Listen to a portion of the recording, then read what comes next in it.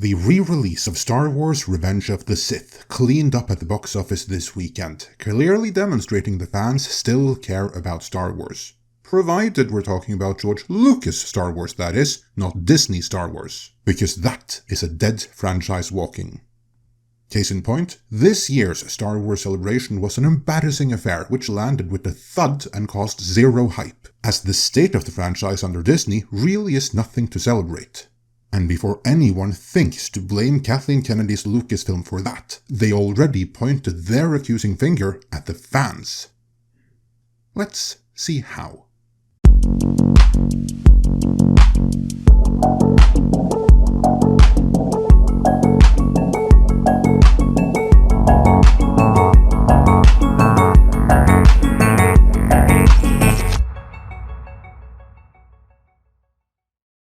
This video is sponsored by Surfshark.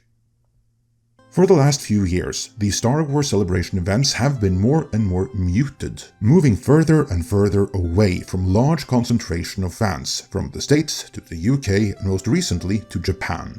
That's one way of hiding the shrinking attendance and interest, I guess. But there is no hiding reality, which is that the Star Wars franchise at this point is a zombie franchise, which is unable to garner any interest or enthusiasm anymore, to the point where not even actors want anything to do with it. And while that state of affairs is entirely down to how the brand has been managed, they do try to blame the fans for it nonetheless, as we are about to see here.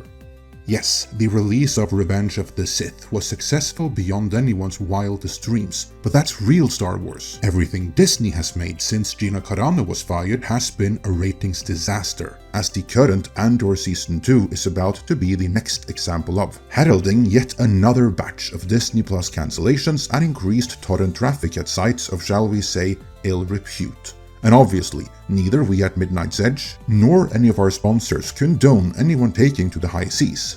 It's wrong for one thing, and just think of all the spyware, malware and other assorted tracking software you'd run the additional risk of being subjected to, even beyond your normal browsing. There's a fix though. To protect yourself, you need to protect your data, and a good way of doing that is through a VPN, such as the one delivered by this channel's sponsor, Surfshark, which you can visit at surfshark.com/midnight. A VPN, or Virtual Private Network, is a privacy protection tool which encrypts your online data and secures your personal information, even when you're on a free public Wi-Fi, which is a goldmine for anyone wanting your data. As a frequent flyer who has been traveling a lot and spending a lot of time working while commuting, including in airports these past couple of years, that is of particular importance to me. I can relax knowing that Surfshark masks my IP address so that my exact location, download history and other data isn't linked to my personal ID, while their Clean Web feature blocks trackers, malware and phishing attempts, enabling safe surfing, especially since Surfshark themselves don't track or store what I do online, unlike some other popular VPN providers. Another vital feature for me is how Surfshark unblocks blocked websites, which can be blocked for a variety of reasons in different locations. In France, for instance, Rumble is blocked, so whenever I'm there, I need Surfshark just to set up a stream. Surfshark enables you to bypass geo-blocking restrictions by changing the country you access the internet from, which gives some great advantages when it comes to streaming. For instance, you can access 15 different Netflix libraries, all with a different selection of movies and TV series, simply by changing your virtual location. And there are many to choose from, as Surfshark has over 3,200 servers in more than 100 countries around the world. This is a vital feature if I want to continue binging the latest Nordic series when I'm traveling outside the Nordic region, or if I simply want to see movies and series that rights issues have restricted to one region or another. I've tried a number of VPNs over the years, and Surfshark remains my favorite one, which is why I will work with no other. And since they sponsor this channel, we naturally have a deal for you. If you use our link surfshark.com/midnight or use code MIDNIGHT at checkout, that triggers an exclusive offer of 4 extra months of Surfshark VPN for free. Surfshark also offers a 30-day money-back guarantee, so there's no risk in trying it out at surfshark.com/midnight. With that, let's return to the state of Star Wars following the most recent celebration, a term which can only be used lightly.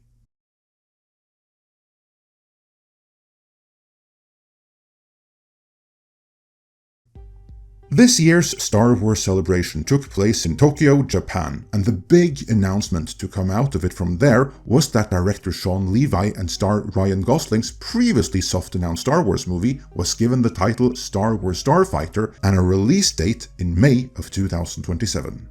Now, in light of how many projects have been announced in the past that never came to fruition, like the Rey movie, which was announced at the previous Star Wars celebration in London, that's 2 years ago now, and it's still no closer to production than it was then, fans are right not to get too attached to Star Wars Starfighter just yet. The other big announcements were that the third volume of animated Star Wars Visions shorts, which hardly anyone has ever seen, got a release date, and that longer-form spin-offs of select Star Wars Visions shorts, which hardly anyone still has ever seen, are on the way. On top of that, ILM announced a book, minor additions to Star Wars Galaxy's Edge were announced, and a couple of trailers for upcoming Star Wars games, every last one of which is as likely to flop as last year's Star Wars Outlaws, were released. All in all, not much to write home about, which indeed is why most write-ups were focused on something else entirely, namely how actors don't want anything to do with Star Wars anymore.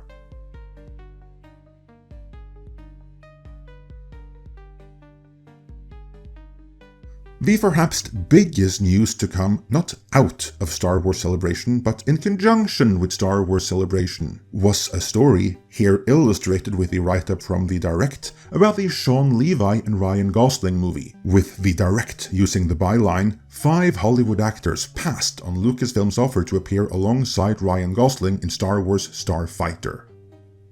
This is framed as a big story, because why would even one Hollywood actor pass up on the opportunity to be in Star Wars, let alone 5? Let's see how they frame this. The story reads, according to Star Wars Starfighter casting reports, not every Hollywood actor is interested in appearing in that galaxy far, far away. Directed by Shawn Levy, Star Wars Starfighter takes place 5 years after the rise of Skywalker, and is reported to follow a 15-year-old boy and his uncle, played by Ryan Gosling. See, there they already reveal more than what was revealed at Celebration in Tokyo, but let's move on. Besides Shawn Levy and Ryan Gosling's involvement in the film's post-sequel trilogy timeline, Lucasfilm has yet to reveal any further details about Star Wars Starfighter. However, industry scooper Daniel Richtman not only disclosed the film's uncle and nephew storyline, but also the Hollywood talent Lucasfilm failed to cast for it. Daniel is the ultimate source here then, and the 5 actors who passed were Jesse Plemons. According to Richtman, Ryan Gosling's character and his nephew will be pursued by 2 villains, one male and one female. Allegedly, Lucasfilm offered the role of the male villain to Jesse Plemons, who turned it down. Then there's Jodie Comer, offered to play the female villain and the other half of Star Wars Starfighter's antagonistic duo. British actress Jodie Comer also turned down the chance to appear in the 2027 Star Wars film. Then there's Mikey Madison. After Jodie Comer rejected interest in the role of Starfighter's female villain, Lucasfilm offered the role to Academy Award-winning actress Mikey Madison. Fresh off her Oscar win for Andor, Lucasfilm's interest in Madison and her subsequent decline made headlines ahead of Star Wars Celebration 2025, and we're about to get back to that. But moving on, there's Sarah Snook. Another major role in Star Wars Starfighter is the 15-year-old boy's mother, and either Gosling's sister or sister-in-law. Richtman reported that Australian actress Sarah Snook was offered the role, but ultimately turned it down. And finally, Greta Lee, whose role was described as a cantina owner whom the leading cast encounter during their mission. To be fair, most of these aren't exactly what you'd call household names, and of all the problems the movie may face, this is a relatively minor one, as the next name on the list will likely accept, although that will be an even lesser star. And that gets us into the real meat of the story, namely, why would any one of these not quite stars pass up on Star Wars in the first place? To Hollywood, that is a mystery. Let's see how they solve it.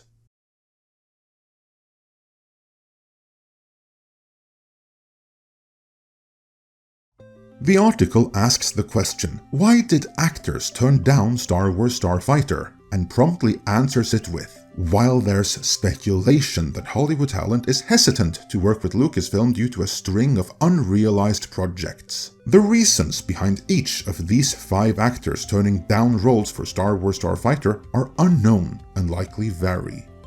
That, of course, is the correct answer, so kudos to the direct for that, because that was on the money. Until each and every one of these actors publicly state their reasons for passing, we on the outside won't know, certainly not for sure. Of course, details like that won't stop a suitable narrative from being put out there. Here's what John Campea found out about Mickey Madison's reasons for passing. I made a couple of calls. I sent a couple of text messages last night. And the sense I'm getting from some people was that the reason she passed on it wasn't because she doesn't like Ryan Gosling, and wasn't because she doesn't like Shawn Levy, or isn't because she doesn't really love Star Wars. The sense that we got was that she decided to turn it down because the Star Wars fandom is rather a dangerous, toxic, attacking place. Wow. And she saw what a lot of the Star Wars fans did to Daisy Ridley. And she saw what a lot of the Star Wars fans did to some other female actresses that have been in Star Wars lately. And I think the speculation is that her and her team's like, right now, we don't want her to be a part of that. We don't want her to get mixed up in that. Couple of key points here. First, John Campea heard this from his sources, and these sources only reference Madison's representatives, not Madison herself. So for all we know, Madison herself may not ever really have weighed in on the matter, which, to his credit, Campea does acknowledge. From a couple of the conversations I had last night, that seems to be the sense. But again, if Mickey came in the room right now, and we asked straight up, maybe she would give a different reason. So I don't know. So take that as pure, unsubstantiated speculation. What is not speculation, though, is that whomever Campea spoke to, so note, I'm not blaming Campea for this, he is only furthering what he heard. It was whomever he spoke to, whom I suspect has ties to Lucasfilm, which told him that, in the process choosing to further the narrative that toxic fans are to blame for Mickey Madison passing. And so by implication, everyone should jump to the conclusion that everyone else passed because of the toxic fans as well. Again, Campea did not say that, but if word gets out, fairly or unfairly, that one actor passed due to the allegedly toxic fans, the acolytes of Kennedy Star Wars will latch onto that for everyone and everything. And such a narrative would suit Lucasfilm very well, because it shifts blame away from Lucasfilm, the ones who made the creative decisions which caused fans to drop the franchise like a hot potato, and towards those very fans, whom they label as toxic. But perhaps more than any other franchise, I submit that the problem with Star Wars isn't its toxic fans, but its toxic creators. Let's look at another example here.